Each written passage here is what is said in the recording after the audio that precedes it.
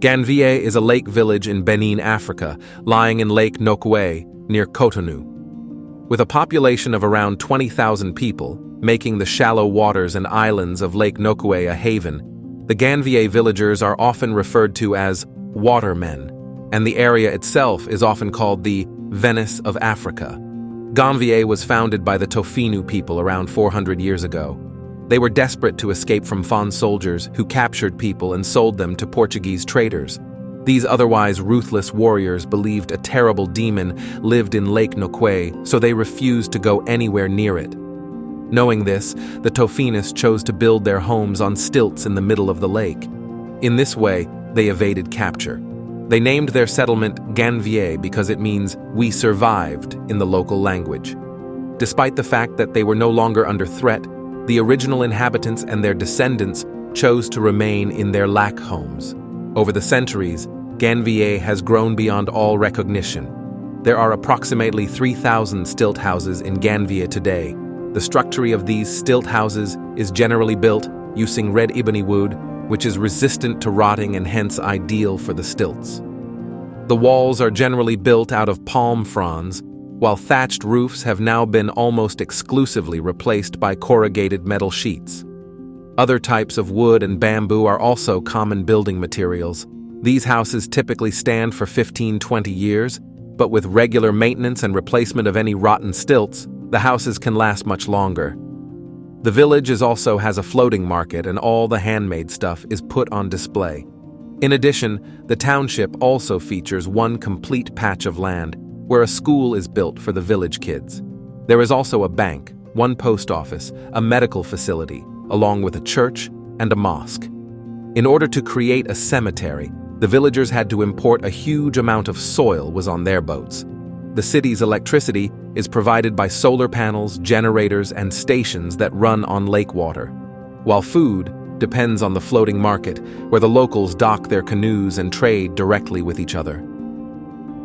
Lake Nokoué is only 1 until 2 meters deep, and residents of Ganvie sometimes make artificial land by bringing soil from the land. These patches of land are used to keep a few domesticated animals, and interestingly enough, to teach children how to walk. The village school is a rare building, as it is not built on stilts, but on artificial land, a patch large enough to have even a football field. Artificial land, together with new forms of building such as concrete stilt construction, are changing the face of Ganvie today. Ganvie is situated a few kilometers from the nearest land, and living on the water shapes the local lifestyle. Doing anything outside the house requires getting into a boat, from visiting neighbors to going to school. The main economic activity in Ganvie is fishing, with men doing the fishing while the women take the fish to town to sell it. The women then bring back other produce to sell in the village, turning their boats into floating markets. The residents of Ganvie have developed different ways to catch and farm fish. One method of fish farming is to cover an area of the lake with palm fronds that are anchored into the bottom of the lake.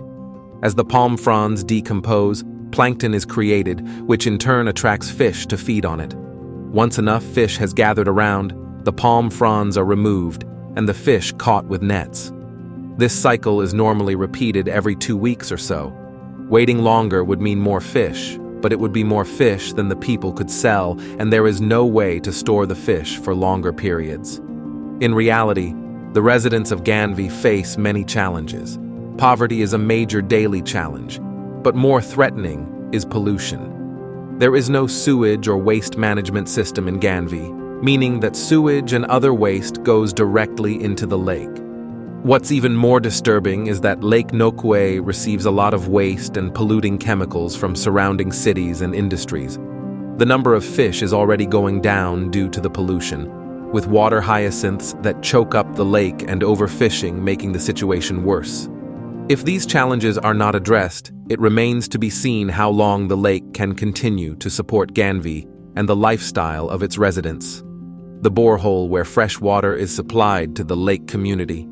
While the lake water is not potable, beneath it is fresh water. The community of Ganvie is very hierarchical. The legacy is passed from father to son, and practices related to lineage is retained until they coexist individualistic and community trends. Fishing communities use a variety of techniques and gear. Visiting the lakeside village is reminiscing of the Uros Indians who had taken refuge on floating islands in Tortora reeds, on Lake Titicaca in Peru, to escape the domination of the Collas and later the Incas. The trip to the lakeside village of Ganvie, located 8 kilometers from the pier, takes about 15 minutes.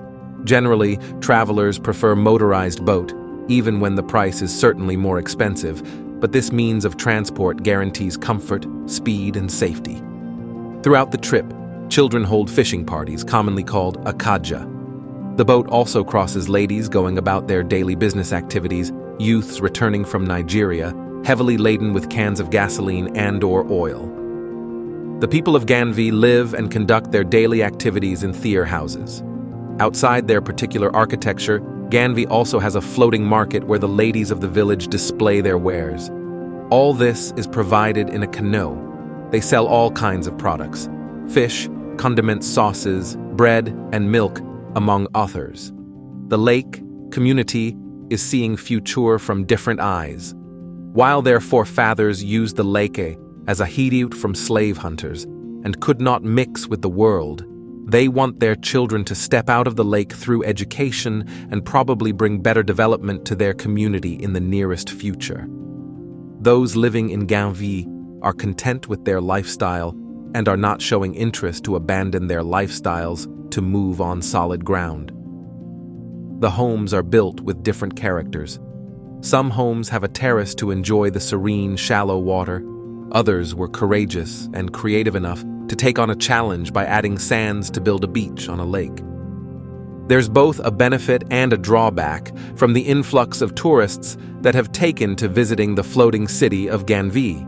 The price of fish has fallen in recent years, which put a financial strain on the city and forced them to rely more on tourism. However, the increase in tourists means an increase in interruption of daily life for the people of Ganvie. Overeager Westerners tend to be intrusive with their cameras, which is annoying. Further, the lake has degraded much more since the influx of tourists. While people of Ganvie are grateful for the income that tourism provides. However, it's also contributing to challenging conditions for them. The story of Ganvie is one in which architecture is a product of a culture that is mindful of its surroundings, particularly Lake Nokoué. The village's residents held a deep respect and care for the lake, which influenced the design of their architecture and urban systems. The floating village's urban environment was sustained using innovative systems that were rooted in the residents' local occupation. This fostered a direct relationship between the people, their work, their lifestyle, and the village's sustainability. Ganvie's floating village serves as a model not only for designing potential floating cities, but also for approaching sustainability in architecture. In 1996, UNESCO declared the African Venice as one of the World Heritage Sites.